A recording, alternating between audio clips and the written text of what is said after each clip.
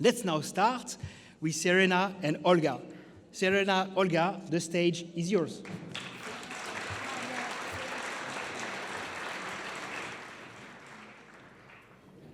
Microphone on the table. And Serena already here. Hello, hello. Hello, everybody. A very warm welcome. Good evening. Everybody fine? Yes? This is going to be a very fun night. Serena, I am super excited. Please have a seat. Thank you. Thank you, Olga. It's such an honor to speak to you. You are a woman of nutrition, right? Very passionate about nutrition and how it can contribute to people's health and well-being, as well as very passionate about advancing women and in particular mothers. Is that right? Yes, so first of all, thank you very much, Olga, Olivier, and good evening, everyone. Indeed, so my passion is working for food and beverage companies at Nestlé, is nutrition, and how nutrition really impacts health and well-being along all life stages. But in particular, as you mentioned, women's health is very close to my heart because, you know, women is the backbone of society, of families, and in my role and understanding their needs, and there are many, and they are in many cases underserved when it comes to reliable information, nutritional education, what you really need to carry on special moments in your life, like pregnancy as an example. That's what moves me and the team, yes. And you are originally from Brazil, is that correct? I am. And you know, when we spoke, as preparing for this conversation, you said you always wanted to be an "and" woman, right? A mother, somebody who has a career, somebody who contributes to society. How did you manage to juggle all of these "ands", and how did that work for you? Yeah, that's true. So I always say that I wanted to be "and", not "or", which sometimes, you know, women that works and have a career, having a career and having a family, and you go through a lot of "ors", or you do this or you do that. But since very early, I wanted to be an "and". I wanted to work and have a career and get married, which I managed, and have children, being a mother, and live abroad. That was also an aspiration, you know, to know the world, to live abroad. And I'm now here in Switzerland for 12 years now, but it's the second time I'm here in Switzerland, living here. But anyway, and I lived in other countries as well. So there was a lot of, and it's true, it's a lot of juggling. But yeah, when you have your priorities clear and you think you know how to ask for help.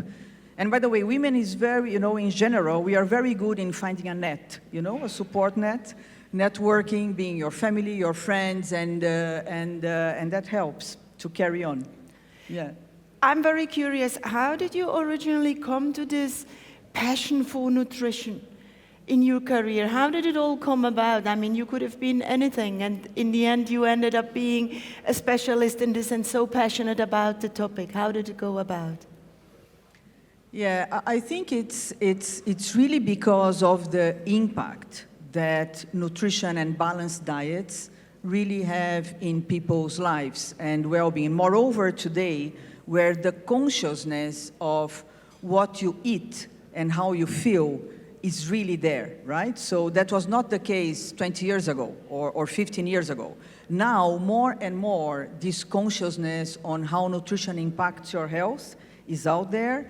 And that is really driving me in my work, in what I do, because it's also a connection with science, you know, with food, working with research and development, with healthcare professionals. It's a fascinating topic, and there are so much we can accomplish by having, you know, adequate nutrition along life stages, but not only, you know, here, but if you go through developing markets and you see the malnourishment, when you see the inequalities, and how an affordable rich nutrient density solutions can really make a difference and create an impact. That was really driving me pretty much. And what would you say from your perspective are the biggest challenges when it comes to nutrition?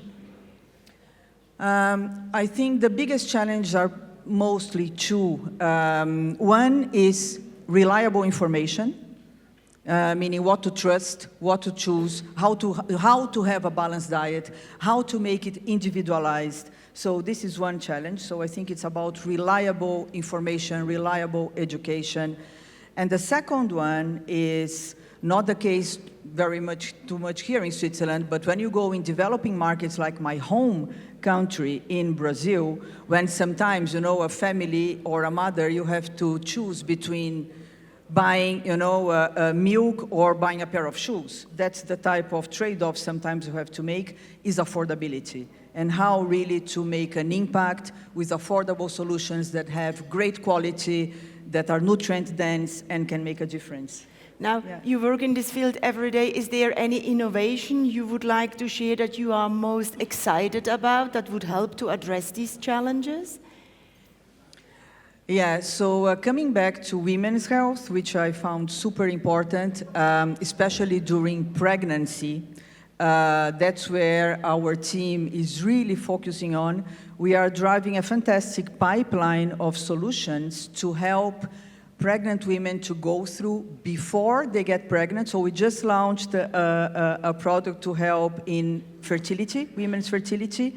And nutritionally speaking, you can really, have an impact there. And then this is maternal health is for me something where we have a great pipeline of products. But that's where also it makes an impact. We cannot talk about a healthier future and healthier generation if you don't talk about healthier mothers. A healthy mother would have healthier pregnancies, healthier babies, would have more energy, and therefore, you create a virtual circle moving on. When we spoke together preparing for all of this, you also said, and I'm citation, with a strong sense of purpose, you can really move the needle, right? So what is your strongest sense of purpose, and where do you take the endless energy from to kind of fight for the health of mothers every day? Yeah, so look, I mentioned about the purpose. I think there is a need out there, but it's a global also need. So the energy comes when you travel and when you see, really, malnourishment and how you can, through a big company, really, through your job, make a difference. Because by the end of the day, it's about people, and it's about you influencing, you pushing what you believe. And that's where, I take my energy from. And I think that, it's a privilege when you have your job and your values aligned. So, yes, that's what energizes me pretty much. Absolutely wonderful. And now it's all of your turn, right? It's not me thinking of all the questions. You also can ask questions. So I think with this QR code, we should get some questions for you. Right? And maybe let's start with the first one. And those of you who have not submitted the questions, just keep it coming. They will appear here for me on stage. Maybe we take the second one around malnutrition is on the rise globally, even in unexpected places. What are some innovative approaches that you and your team are working on to tackle this issue? Yeah, that's a great question, and it's very true. Malnutrition is on the rise. Inequalities are on the rise. And it's not only in developing countries. You have deficiencies, even here in Europe, on vitamin D, as an example. So the approach you have to take is always an individualized approach. There's not one recipe fits all. What works in Indonesia for Indonesian children or women not necessarily would work, in Canada, in the US, or in Brazil. I think that you have to have a look and an understanding on the local culture. And then what really works is when you are able to provide solutions that people integrate into their local culture, their local diets. There's not one recipe fits all. It needs to be, eating is very much cultural. It's very much local, so you have to understand that to make an impact. So I think that we always have a look to customize our solutions, and that's when it really works. And do you care for your own nutrition? You're surrounded by all of this wisdom every day. How about your own nutrition? Any particular tips you have? Yeah, look, again, you know, when we talk about nutrition, we are talking about food. When you talk about food, you are talking about taste. You may talk about whatever nutrition you want. If it doesn't taste good, you're not going to take it. That's it, period. You can tell people, please drink 2 liters of water every day. Can you raise your hand who drinks 2 liters of water every single day? Oh, that's already impressive. It's already good. We're not asking about the Maybe wine, 1.5, right? so, no questions about wine. But I mean, it's the point is, obviously you have to take care of yourself, but you know, you have to have information. You have to know about nutrition a bit, search for reliable information, and try to integrate it in your day-to-day. And that's what I do. But I love, you know, my Brazilian things, like everything with sugar, I can tell you, but you know, if you go to that country, it's impossible to avoid it. No, not great for your health, I know it, but you have to integrate because it's about well-being as well. So it's a balanced diet that by the end of the day counts. You know, I recently read and have learned that the increased trend to these anti-fat injections is leading to an excessive consumption of chocolate, because people eat more selective chocolate while they have these injections. Isn't that funny? Actually, it would have never crossed my mind. Let me ask you, what's next for you and the Nestlé Nutrition Division? What are you currently working on, and what's next? Yeah, so look, in the nutrition division, as I said, we look into nutrition across all life stages, as I say, from preconception to healthy longevity. So what's next is really looking into healthy aging and healthy longevity. The world is becoming older, not younger. I'm talking about the human population.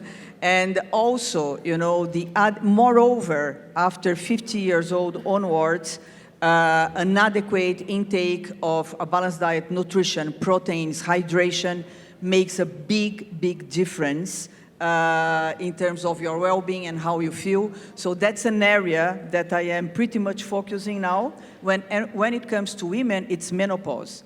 And I can tell you, it's a lot to take on this phase of life, and there are nutritional solutions that can help, you know, there as well. So it's really fascinating. So you will not get bored? Never. Never. Never. Not at all. If there was one wish that you had, one thing that you could change in the next 12 months, what would it be? One thing that I would change in the next 12 months. Yeah, like magic wand, and you know, wish, and your wish comes true. Well, I think that my wish to come true, if I would have, let's say, this magic, is really eradicate malnutrition and inequality in children and women, mostly, in general. Which is a wonderful mission. Thank you so much, Serena. Thank you. Thank you very much for your, thank you. Just stays here.